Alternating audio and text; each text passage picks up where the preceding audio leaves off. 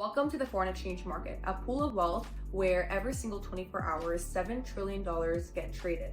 This $7 trillion is done by 80% institutional traders such as hedge funds, companies, banks, and 20% comes from retail traders such as you and I. The reason why understanding this is important is because if the 80%ers, these institutional traders, are, for example, buying in the market, we know that we can simply be following them and we should be buying as well. Vice versa, if we see that these 80%ers are selling, then we know we should be selling as well. And you're able to predict what these institutional traders are doing by learning how to read and analyze the charts. Forex trading is always done in pairs, meaning you are simultaneously buying while selling another pair. So for example, let's say I was converting my Canadian dollar to the US dollar. If we were looking at an example of 100 US dollars, that is approximately $140 Canadian. That exchange rate difference between the two when I made that conversion to my money would have been approximately $40.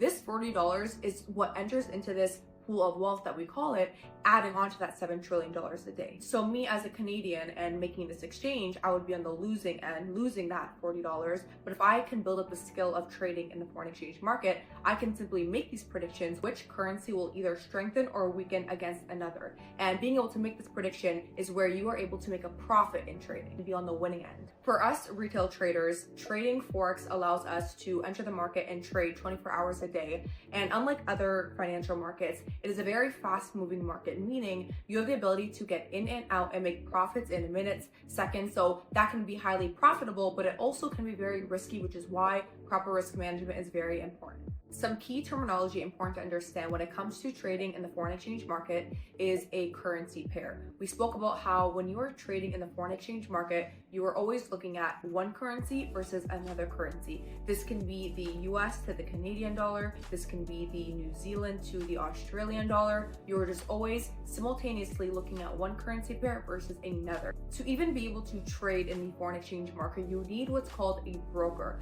A broker is like a bank account, but your bank account doesn't allow you to trade in the foreign exchange market.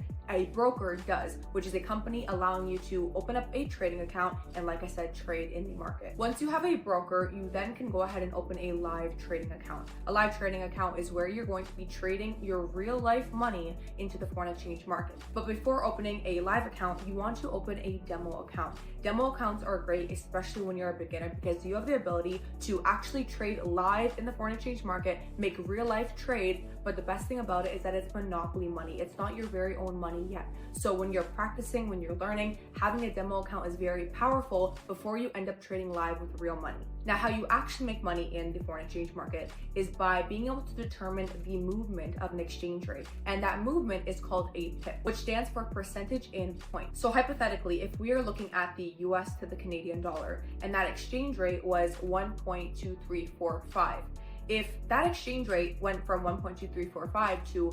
1.2346, well, that 5 to a 6 shows that that exchange rate moved up 1 pip. And if you were in a buy trade, you would make profit off of this 1 pip going up. If you were in a sell trade and it went from 1.2345 to 1.2344, you would have made money off of that 1 pip difference going down. The whole goal of this is being able to predict if the market is moving up or moving down. And again, the market moves up and down in these movements called pips. Now, where you actually make money off of these pips is based on your own lot size. Every single person, depending on their own trading account, makes a different amount of money or loses a different amount of money based off of their own lot size. Depending on the percentage that you are willing to either lose or gain on your own account, a good rule of thumb that you can follow is by taking your balance and dividing it by 10,000. So for example, if I had $1,000 in my trading account, what my personal lot size would be taking $1,000 dividing by 10,000, which would result in 0.1.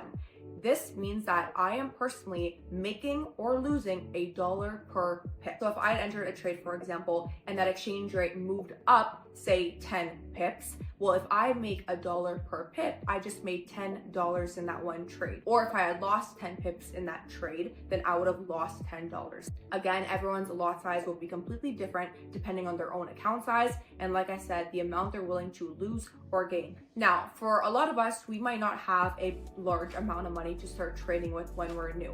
That is where leverage comes into play, where a broker, we talked about brokers, a broker will offer a leverage option where it is pretty much like you being able to borrow money from a broker to trade with. An example of a leverage could be 1 to 100. This means that for every $1 you have in your trading account, it's as if you have $100 in your trading account, which gives you a larger margin to play with in the market, which can result in you either making more or losing more. You should be cautious with this though, because you wouldn't want to lose more than you can ever afford. When you're entering a trade, you're always going to want to input two numbers, a stop loss and a take profit. A take profit is a number that you are going to automatically set so that once your open trade hits this number, it is going to close at a profit.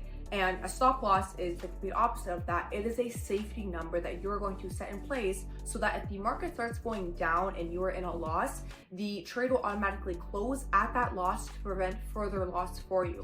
So having a stop loss and a take profit is very powerful when it comes to not having to be on your phone or analyzing the charts 24/7, knowing that that open trade that you have will close for you. Going back to the 80-20, where 80% of traders are done by institutional players like the companies and banks and hedge funds. There's two types of traders. There's fundamental traders and technical traders, or you can call it a fundamental analysis that you can make when it comes to trading, or a technical analysis that you can make when it comes to trading.